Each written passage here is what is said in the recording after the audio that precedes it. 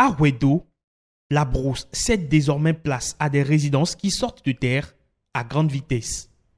10 890 logements sont prévus pour y être construits. Sous un ciel partiellement ensoleillé, le ministre du cadre de vie entreprend un marathon sur le site.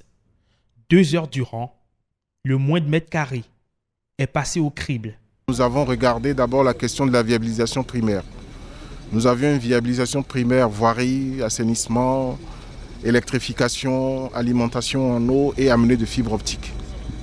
Tout ça, l'eau progresse très bien. Nous sommes de façon moyenne autour de 75% d'avancement, ça a été dit.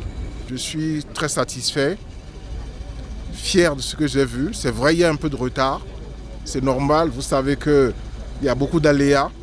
Vous savez également que depuis pratiquement 4 mois maintenant, nous traversons une pandémie internationale qui a impacté fondamentalement nos habitudes de travail.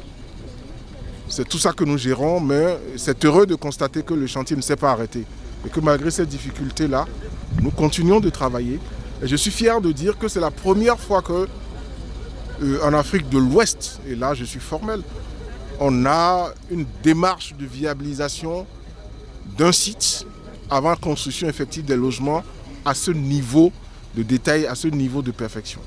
Des engins lourds et des ouvriers qui tournent à plein régime, tout le mécanisme est mis en place par les entreprises en charge des travaux afin de concrétiser au plus vite ce projet névralgique du programme d'action du gouvernement, volet social. Ce projet a atteint une vitesse de croisière à tel point qu'il ne peut pas changer de trajectoire. Donc, tout a été balisé pour que les 11 000 logements de ce site soient délivrés, mais que les différents sites sur lesquels nous avons commencé à travailler, 500 logements à Porto-Novo, nous démarrons par une première temps de 250. Autant de logements à Parakou, nous démarrons par un premier lot de 250. Et les villes secondaires, autres que Porto-Novo et Parakou, tout ça participe à la totalité des 20 000 logements. Et c'est clair que ce chantier va continuer.